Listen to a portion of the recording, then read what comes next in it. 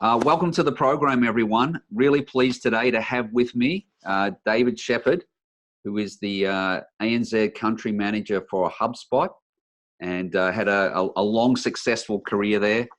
And really looking forward to talking to Dave about his career, about how he manages people, how he manages the sales process, and so forth. So, Dave, welcome to the program. Thanks for having me, Stephen. It's a pleasure. Great. Look forward to getting into this discussion. And the first one thing that really struck me about you is your sort of stickability in HubSpot. All right, you've been there 9 years, right? And I think that's pretty impressive in that industry, the SaaS industry. No doubt you've been through a lot of evolutions, a lot of changes along the way. So congratulations on that. And thank you. Do you have any thoughts or comments on how you've been able to sort of stick it out there with the one company? I think I could take that question so many different directions. Yeah. It wasn't my plan, to be honest. Okay. I have a funny story about how I got to HubSpot, and I think it has a big reason why I've stuck around. So my mom and dad both own their own small business, two separate companies. And my mom was looking for help with her website in terms of generating leads. And I was selling pay-per-click ads versus Google. So you can imagine how tough that was. But I just knew way more about the internet than she did. And I found this company, which was really small at the time, maybe 50, 60 people, called HubSpot. And I hopped on the phone with one of their sales reps. And after about 20 minutes, the sales rep said, "Hey, why don't we get your mom on the phone?" I was like, "Oh, that's a good idea." So me and this sales rep sold my mom HubSpot. Oh, so you're a user. Wow. I never actually used it, but I helped the sales rep sell my mom. And after the whole thing was done, the sales rep said, "Hey, you should probably, think about coming to HubSpot." And so it took me a little while. It took me about 9-12 months to get into HubSpot. And yeah, it's been a wonderful ride. But I think a big reason why I've stayed is I'm just totally in love with our mission. Helping small businesses grow is something that I'm very passionate about. And so that made it really easy for me to stick around over the years. And then the people, super smart and super helpful. I think it's really rare that you get those two things combined. And then growing, like we've been winning, right? Things have been going really, really well. Yep. And so over the 9 years, we've actually been, what feels like growing faster and faster and faster. And so there's just been a lot of great opportunities for me to stick around and continue to learn. That was always my biggest thing, because when I got to HubSpot, I said, I'll be there for 18, 24 months, and then I'm going to go jump ship and start my own company. And as you can tell, I'm a really bad planner, but it's just been too good of a ride. Too good. Yeah, too good. Well, it sounds great. I'm sure it hasn't all been easy. Like I know I had 13 years in Dell. I was the first account executive for Dell in Australia. Okay. Mm-hmm. And one of the early employees in Asia, and I left after 13 years. It was a multi-billion-dollar business. And I can tell you there were times, maybe 4, 5, 6, 7 times when I could easily have left, right? Because I had a bad manager, because the targets weren't fair, or we lost competitiveness for a period, and whatever it was. But I was really pleased that I did stick it out, and my career sort of progressed through all of those challenges and made me stronger. So I expect it hasn't all been roses for you either, and no doubt company with 50 employees when you joined. Now it's about 3,000. Yeah, the company changes a lot, right? It doesn't suit everybody. Yeah. I started when we had about 150 employees. And yeah, I mean, I can tell you would have known the founder. You would have known the CEO, probably. You probably walk into their office. Yeah, I know Brian pretty well, Brian Darmesh. Yeah, exactly. It was a small company back then, and now I'm literally all the way around the world from headquarters, which is in Boston, Massachusetts, Cambridge. I think that I've been rewarded for it, to be honest. especially financially, because things have gone so well for HubSpot, you know, publicly listed and all that stuff. But I think the way I thought about it was kind of two things. Like the things I mentioned before, like the winning culture and the people and the mission. Yeah. I always had that to compare every other opportunity that came my way to. And every single time it was pretty obvious that those three things were better at HubSpot than everywhere else. You know, sometimes you get this like grass is greener type thing going where everywhere else, but I really focused on those three things. And then I asked myself, you know, is my personal career trajectory going to be slowed down over the next, let's call it 18, 24 months at HubSpot? Right. And the answer to that was sometimes maybe, but was never a yes. Sure. And so like I had some really tough times. Like I think I was the fastest sales rep to ever get promoted. I was the youngest sales manager when I first got promoted. And then literally a year later on my anniversary, I got fired from being a sales manager, and they made me go back to being a sales rep. And it was devastating. Like I remember being at this like external training to be a sales manager, and like having to like tell everyone in the room, there were like 30 people, that you know, I'd been a manager for a year and then I got knocked back, but was still interested in getting back into that. Wow. And it was a bit heartbreaking. Truth is that I was a little bit of the wrong guy in the wrong seat at the wrong time, and we went through some growing pains. And while I didn't agree with the decision, you know, I kept my cool. I hung in there. I was upset. Everyone knew I was upset. Oh, okay. but 3 months later, I was back to being a sales manager. Like in hindsight, do you think that was the right call, but at the time you wouldn't have seen that, or? Yeah, absolutely. Yeah. Okay. I did consider leaving. I wasn't going to just like quit on the spot. I didn't have anything else lined up. I used the criteria I just told you about to evaluate other options. I didn't actually get that far down the path though. And for a long time, I've thought that bit of adversity was what made me more successful after I got back into being a sales manager and being a sales director. And for a long time, I thought that, you know, there weren't that many other people at HubSpot who had gone through that sort of adversity. And I just thought that was my ace up my sleeve. I went on to being like the number one manager, I think, on our channel team 2 years in a row. Yep. Number two manager in the company 2 years in a row. I was number two a lot of HubSpot. Number two sales rep 1 year. I just never actually got to the top spot. But yeah, number two is good as a big pool. All right, you're talking out of 50 people or 100 people at the time. First loser. That's harsh. Yeah. Okay. So that adversity that made you stronger, and yeah, like you could easily have left at that point, right, and gone on to something else, but you toughed it out. You had to swallow your pride, no doubt, and you know, go back into the pond and with all your peers again, maybe guys you were managing before, and you're working alongside them again. So yeah, it takes a lot of guts to go and do that. Yeah, and I think that people just get so bent out of shape by comparing themselves to other people, that they fail to be objective about the situation they're in. Yes. And I'm not saying that I'm always objective. I'm far from it, I'm sure. You know, it's like calling yourself self-aware. It's a bit of an oxymoron there. So yeah, I think, you know, really trying not to compare yourself to other people, and just, you know, are you getting better? Is your position today better than it was, you know, a few weeks ago, a few months ago, a few years ago, and trying to be content with what you have.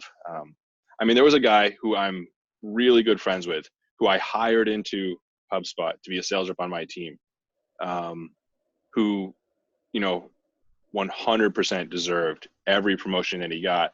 He ended up being a director before me.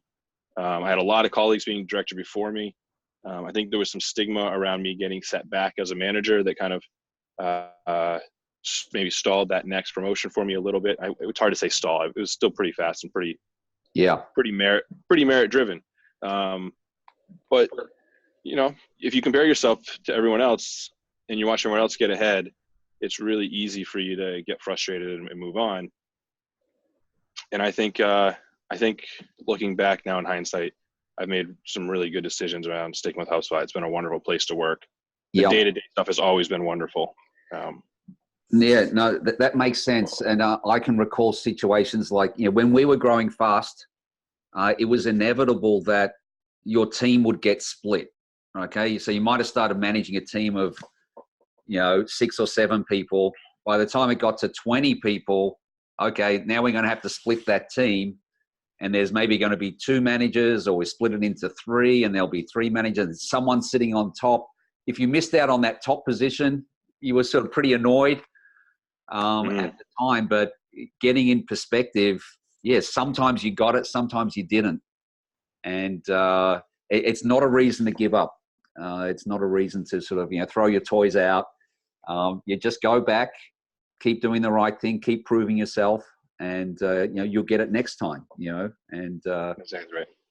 And senior management, look at how people react to those situations. They're usually pretty tuned in. Okay, so we know this is going to be disappointing for Steve, giving him this news.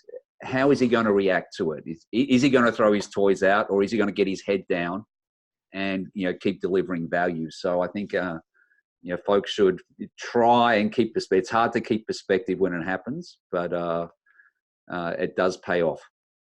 Yeah, I've just seen a lot of people at HubSpot make poor decisions around leaving when, right? Okay. And they like leaving too soon. They didn't stick with it. And I wonder if they would have been better off over the long term. Yeah. By staying with it. Yeah. Some folks just don't seem to be able to adapt. Sometimes as a company goes through different stages, right? So in that earlier startup stage, around 150 people, there's a certain vibe. Things are done maybe in a more casual way. There's maybe less process and structure. When you get to 1,000 people, changes tremendously, right? And when you go public, you know, there's all these different audit requirements, and you really care about Sarbanes-Oxley. And when you're a manager, yeah, right, you've got exactly. all these extra responsibilities you didn't have before that look like they're a hassle, right? They're distracting you from sales. And some folks just can't adapt through those different sort of evolutions. So that's one of our core values here is adaptability. And yeah, I think it's been one of the reasons why I have been able to stick around so long. And there are a number of other folks who've been able to do the same. But there are lots of other people who at one point or another just felt like they couldn't make that jump. And, you know, I don't think there's anything wrong with that per se. Like, you might have certain strengths that are really geared towards helping a company grow at a certain period of time or a certain stage. yes. I'm not saying that everybody can kind of go through all the different stages, or even they should, but I do think adaptability is such a key part of being able to, you know, start at a really small company and continue to be able to add value. Yeah, agree. You know, and most people get promoted until they're incompetent, right? Yeah, I think it's called like the Peter principle or something like that. It's yeah, like, they get promoted to the level of their incompetence. Yes, that's right. Yeah. So yeah, but I wonder if I'm there. adaptability, like even if you're doing the same thing over and over, like are you going back into startups and taking them to 10 million or 20 million, their first 50 million, whatever. If you're that person, you still need to be adaptable. So I definitely don't think folks should be, you know, running away when they get a challenge. Got to really think about, okay, how can I adapt? How can I learn? And the situation's always going to be different each time. And we know sales has changed a lot in the last 10 years. So, or last 20 years, or last 5 years, last year, we all have to keep adapting all the time. So how did you manage that transition? It's an interesting transition from rep to manager. Maybe first time didn't go so well. Second time, you seem to manage it well. And it's a common problem in sales, isn't it? Where a top performer gets promoted and it was the wrong decision, and it causes a lot of issues in the organization. So what are your views on that? Yeah. Like, So I've also seen a lot of reps make the transition where I promoted them okay. or mentored them along the way. And I think that the first challenge is kind of developing what I would call the manager mindset. And I think the biggest challenge there is that most folks who are top sales reps prioritize making money or hitting quota more than anything else. Mm, And they're rewarded for that. Their extra effort goes a long ways towards, getting to President's Club and yep. getting all these accolades. And so they're really focused on beating their target, which makes perfect sense. And you need that as a manager. But one of the big changes in that manager mindset is that you are now working for a different team, right? Mm, As a sales rep, you see your team as the folks that sit around you at your desk. But yep. as a manager, you're really, when you get promoted, you're now actually on the leadership team. And so it's a hard balance between being a good follower and being a leader. And I think one of the hard parts is, like, if you identify as your team being the folks that you sit with, as opposed to being on the leadership team, that creates a lot of problems. Oh, And yeah. it's really hard for you to think about growth and developing people as opposed to just focusing on your target, which now probably just went up by 10x, right? From going from a rep to a manager, Oh, yeah. which is a lot of pressure. Yeah. So I just learned this brand new phrase, which is, are you the captain of the boat or an officer in the fleet? And I think Mm, that's a great little saying to remind right. brand new managers. If you're the captain of the boat, you're going to do whatever it takes to keep your boat safe. But Yes. sometimes, if you're an officer in the fleet, you have to maneuver in a way that's in the best strategy for everybody to do well, and to, maybe protect the bigger boats or whatever it might be to accomplish the mission.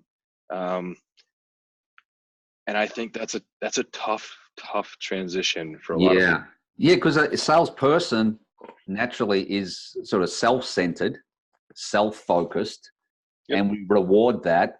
And maybe at the top of the top, salespeople are more that way than average. Yeah. They might not be the best management traits. Absolutely. Yeah. Because what we're literally asking these sales managers to do is to be focused on other people and develop them and their skills so they can be successful on their own. Yes. And that is exactly the opposite of the sales rep. And we do everything to set it up so the sales rep is focused on themselves. We give them a quota. We stack rank them against all of their Oh, yeah. colleagues. Like, everything is about comparison. And if you read any of the psychological literature, all of that comparison stuff focuses you in on the goals and yourself, Yep. looking out for yourself. So it's quite a transition to think about hitting your number as opposed to developing others. Yeah, absolutely. Absolutely. So just talking about the traits of salespeople, the traits of managers, tell me a bit about your approach to hiring and what you're looking for. Do you have a strong process? Yeah. How do you go? Because you're hiring all the time, right?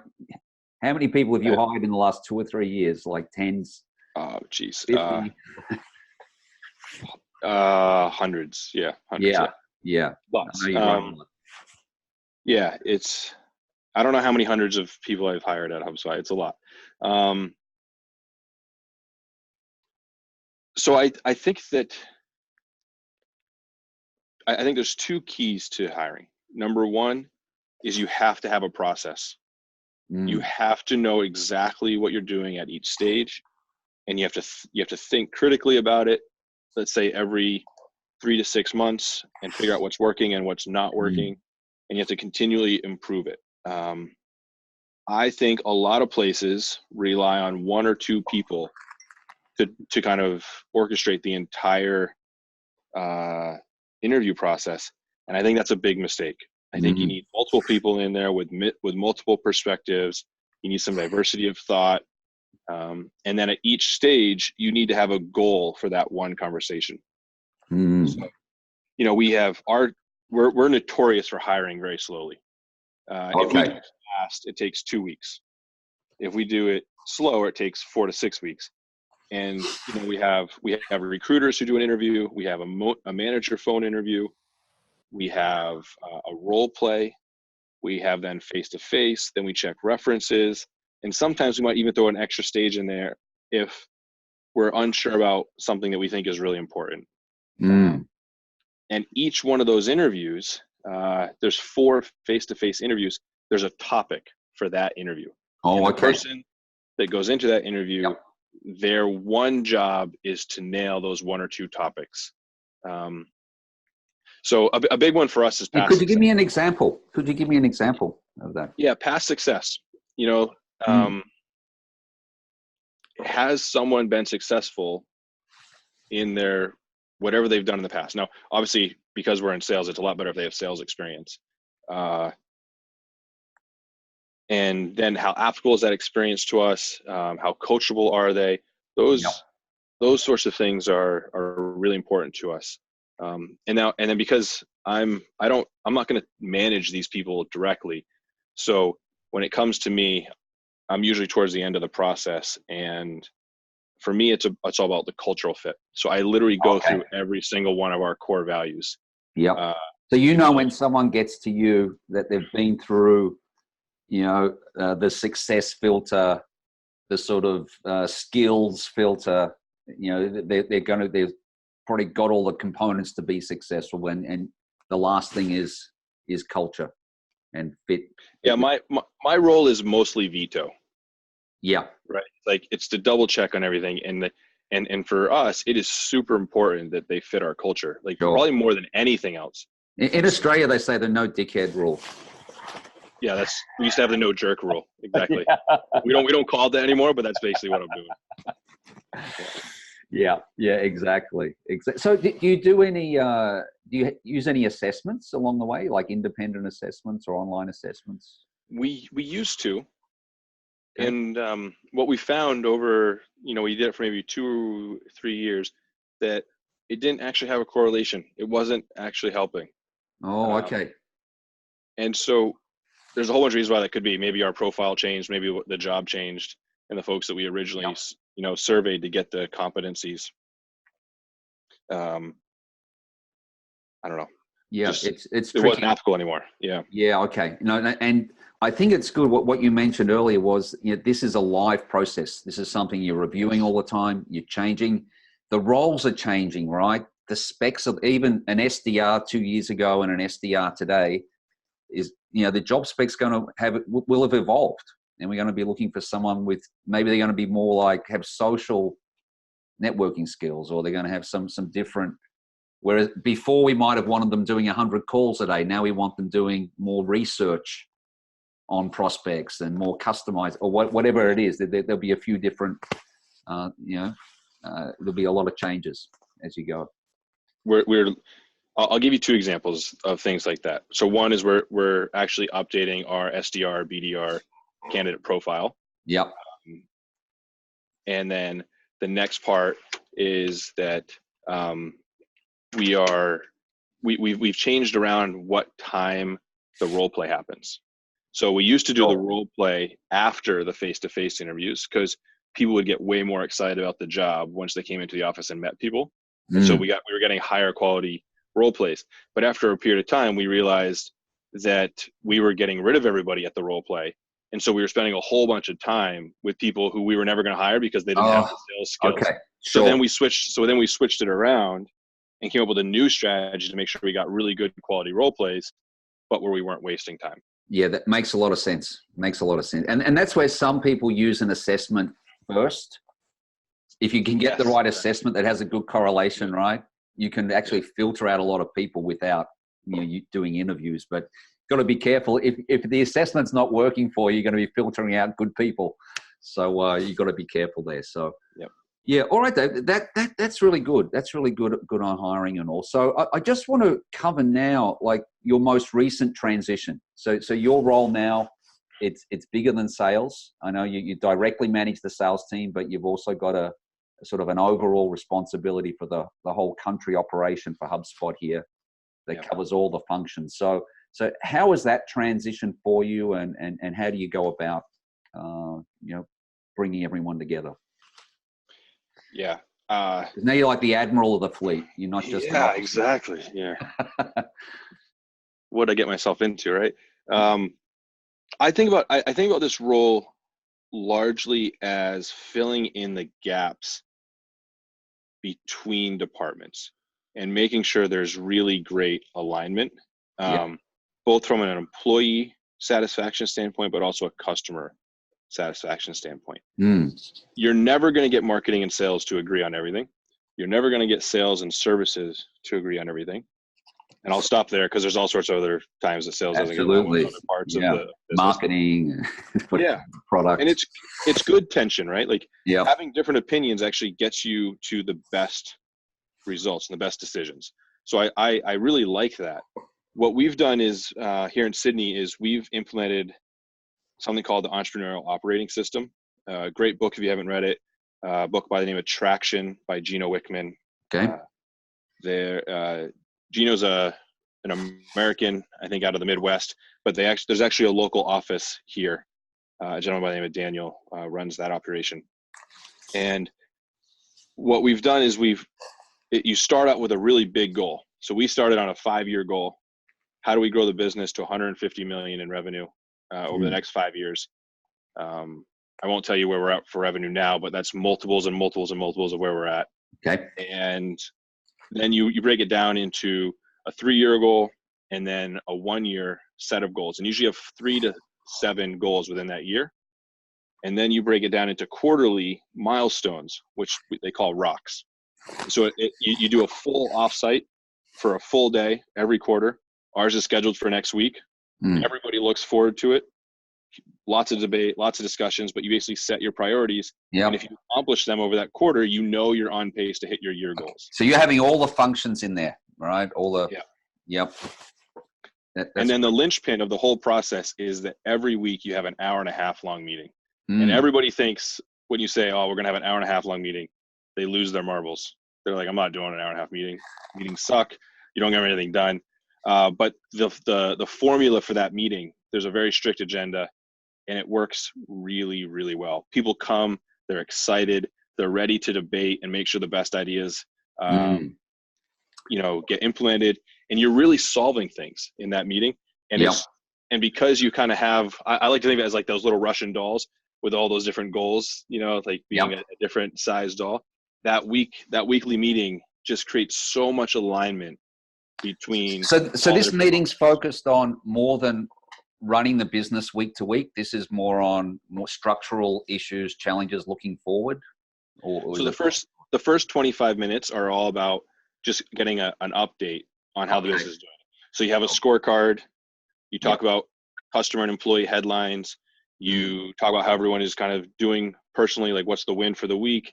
You also talk about how those quarterly rocks are going. So it's just a thumbs up or a thumbs down. And then the last, let's say, hour of the meeting, you have a whole bunch of issues that have come up, and you have like a backlog of problems with your business, and you vote on what you think is the most important thing. And if you get one thing done that day, that's great, but you've solved something and it never comes up again. 2 things done, that's great. If you get 5 things done, that's great.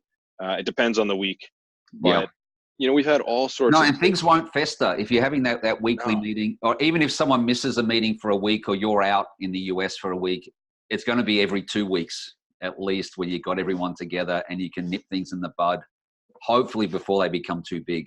I would imagine it sounds like a good process. It's been the best thing I've ever done from a leadership standpoint.